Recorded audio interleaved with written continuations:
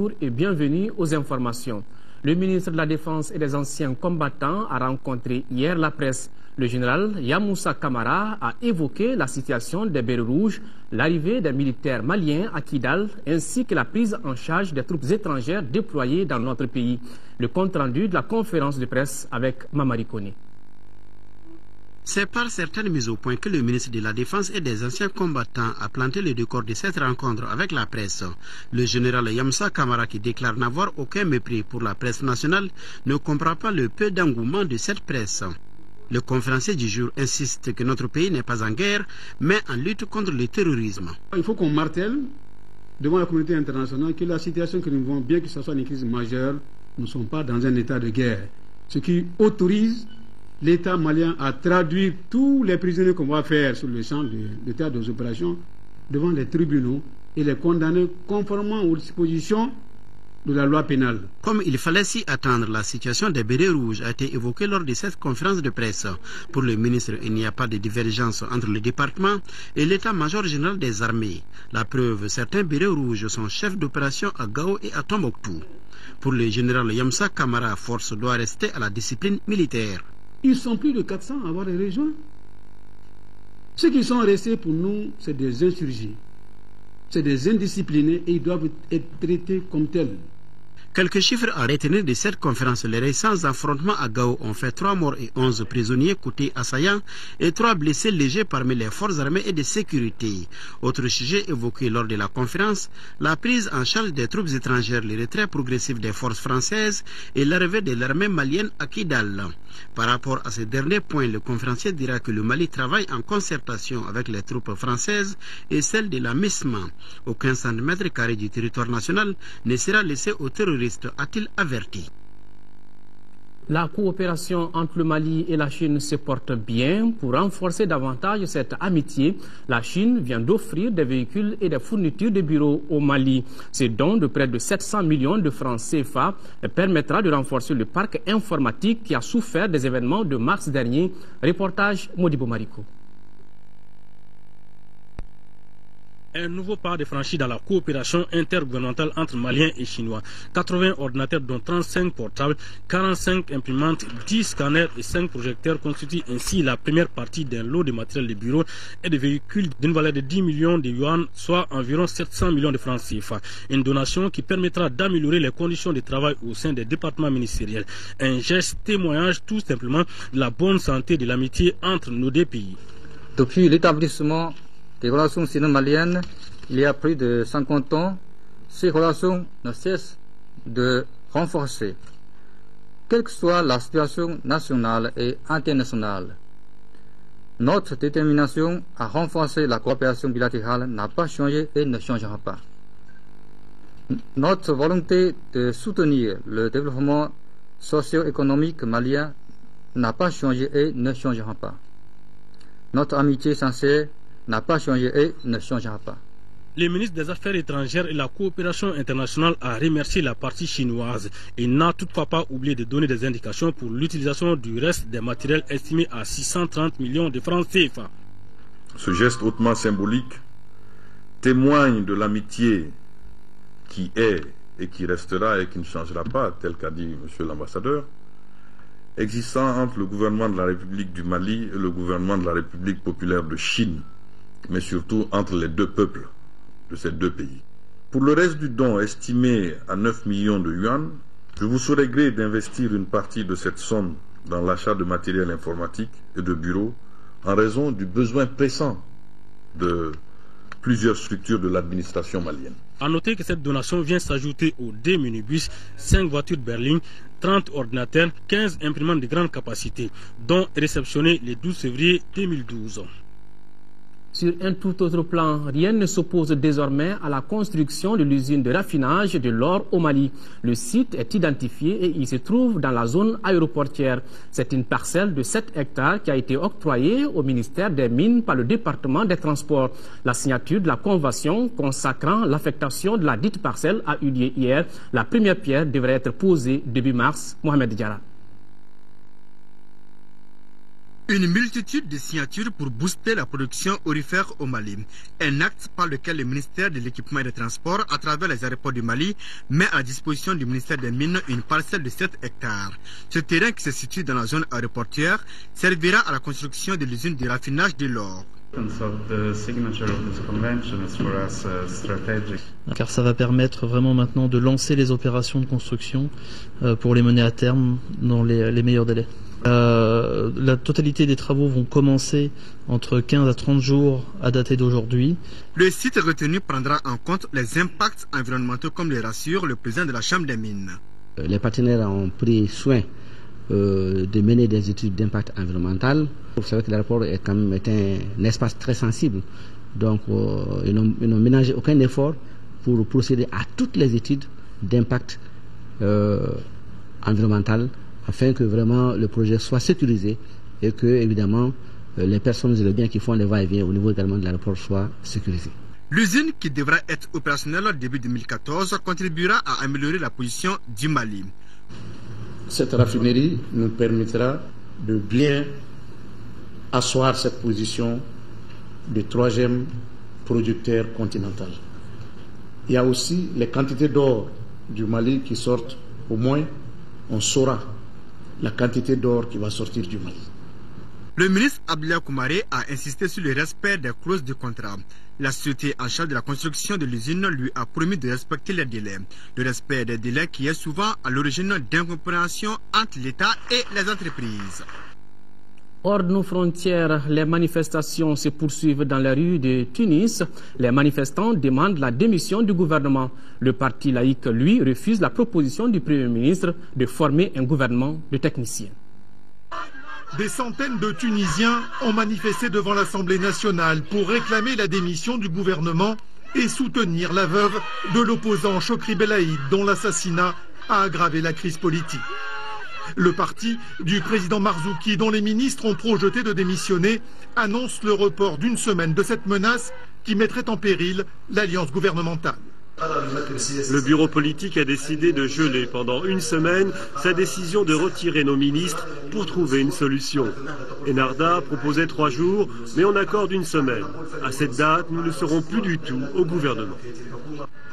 Le parti laïque refuse tout à la fois la proposition du Premier ministre de former un gouvernement de techniciens et exige la démission des ministres de la Justice et de l'Intérieur issus du parti islamiste Enarda. Des conditions qui maintiennent le pays dans l'incertitude. Dans la capitale, où la vie a repris son cours normal après les manifestations du week-end, l'armée et les forces de l'ordre étaient toujours déployées. Les partis politiques tunisiens ont une semaine pour élaborer une sortie de crise. Le pape Benoît XVI a annoncé hier sa démission pour le 28 février prochain à 20h. Une démission rarissime, il faut le dire, dans le monde catholique. Benoît XVI estime que ses forces et son âge, 85 ans, sont incompatibles avec ses fonctions. Retour sur son parcours. C'est à Rome lundi devant les cardinaux que le pape Benoît XVI a annoncé sa démission à partir du 28 février. Un fait sans précédent dans l'histoire moderne de l'Église catholique. Le souverain pontife invoque son âge, 85 ans, et ses forces déclinantes. Dans le monde d'aujourd'hui, sujet à de rapides changements et agité par des questions de grande importance pour la vie de la foi, pour gouverner la barque de Saint-Pierre et annoncer l'Évangile, la vigueur du corps et de l'esprit est aussi nécessaire. Vigueur qui ces derniers mois s'est amoindrie en moi d'une telle manière que je dois reconnaître mon incapacité à bien administrer le ministère qui m'a été confié. À partir du 28 février 20h commencera donc la période dite du siège vacant. Les cardinaux réunis en conclave devraient désigner un successeur pour Pâques, soit le 31 mars. Quant au Saint-Père qui ne participera pas au conclave, il devrait se retirer dans un monastère du Vatican pour mener une vie de prière. Pendant 8 ans, Benoît XVI, d'origine bavaroise, aura été le chef spirituel d'un peu moins d'1,2 milliard catholiques à travers le monde. Durant son pontificat, il aura dû faire face aux révélations en cascade de pédophilie dans le clergé, la crise la plus profonde de l'Église contemporaine. Prônant la tolérance zéro, il demandera explicitement pardon aux victimes en juin 2010. 2 ans plus tard, le souverain pontife sera confronté à un autre scandale de fuite confidentielle à l'intérieur du Vatican qui a conduit à la condamnation de son propre majordome. Tout aussi inflexible que son prédécesseur Jean-Paul II, Benoît XVI sera cependant le premier pape à admettre l'utilisation du préservatif dans des cas très limités pour éviter la propagation du sida. Il poursuit également le dialogue interreligieux, multipliant les gestes de respect avec les juifs et les musulmans. Avec l'islam, le dialogue est parfois difficile, même s'il lance plusieurs appels pour la coexistence des 2 religions monothéistes. Parlons à présent du sport football. La Coupe d'Afrique des Nations Afrique du Sud 2013 s'est terminée. Les délégations regagnent leurs pays respectifs. Les Aigles du Mali, médaillés de bronze, sont arrivés hier à Bamako. Plusieurs membres du gouvernement étaient à l'accueil à l'aéroport international Bamako-Sénou. Et parmi eux, Siragatou Cissé était aussi sur place. Aéroport international de Bamako-Sénou.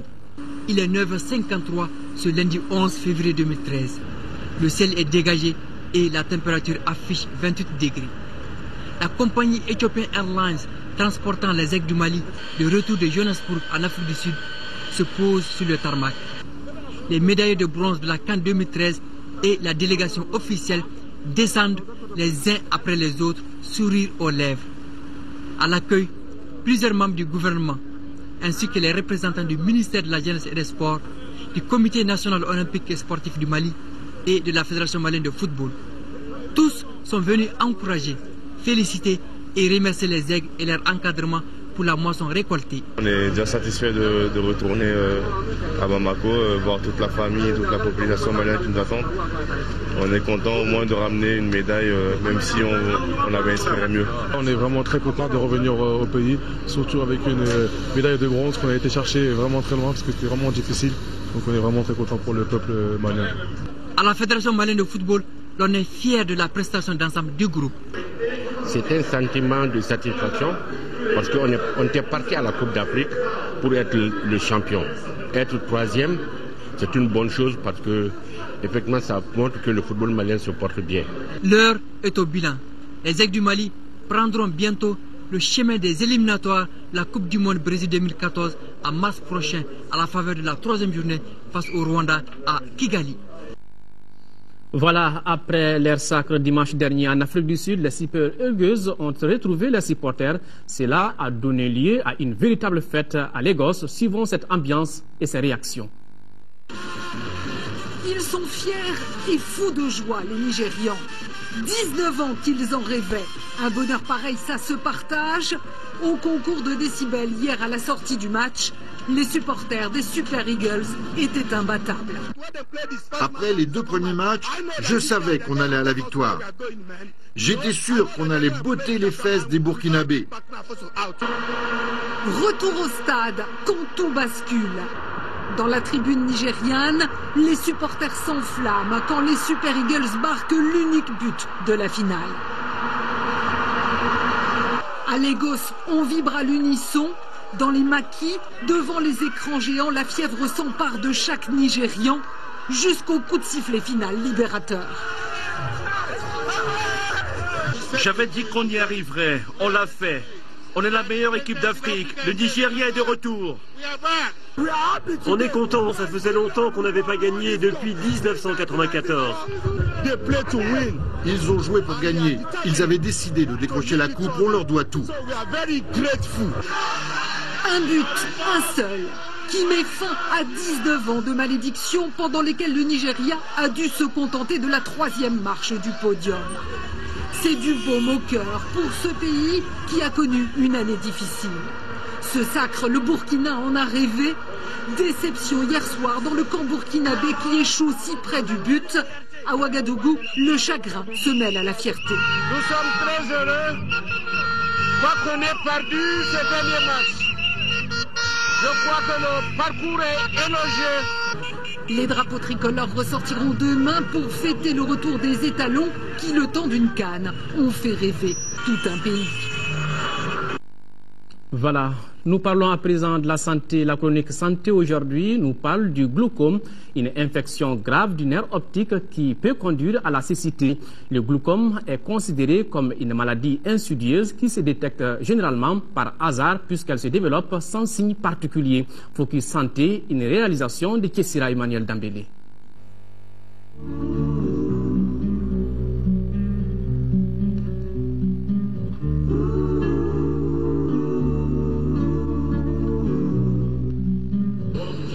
Le glaucome est une atteinte du nerf optique reliant l'œil au système nerveux. Dans le monde, plus de 60 millions de personnes souffrent de cette maladie qui peut conduire à la cécité si rien n'est fait, alors que 6 autres millions de personnes ont déjà perdu la vue.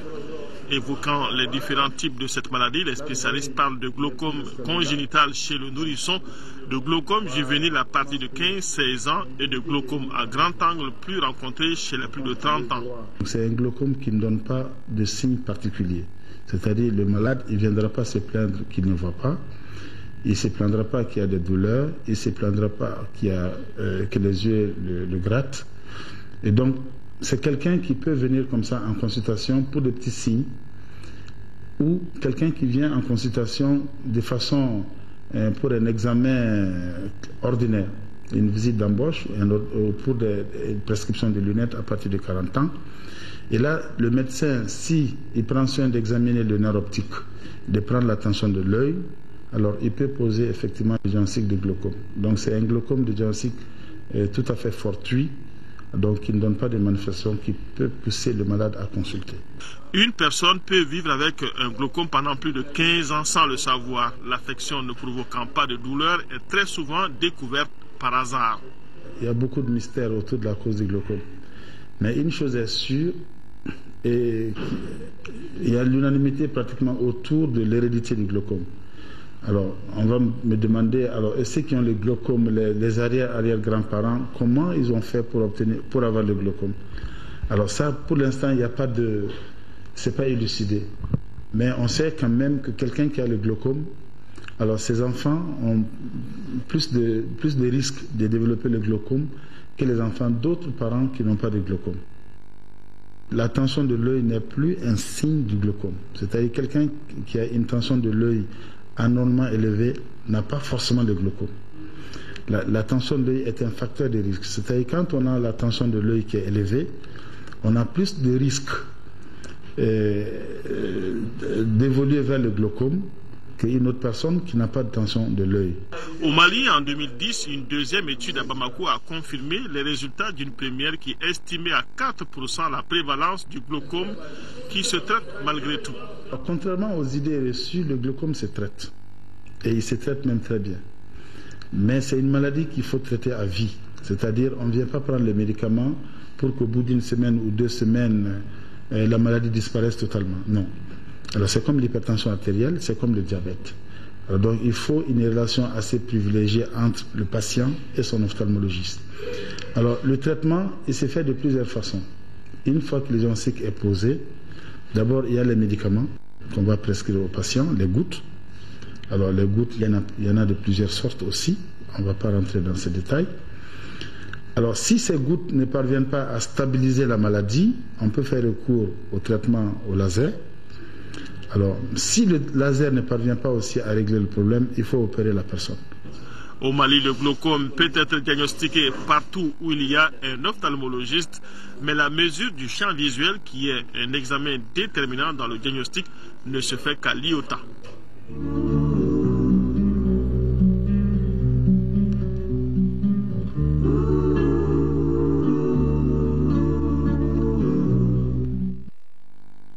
Fin de ce journal. Merci de l'avoir suivi. Pour les éditions du soir, vous retrouverez Ndei Sissoko. Merci et qu'Allah bénisse le Mali. Au revoir.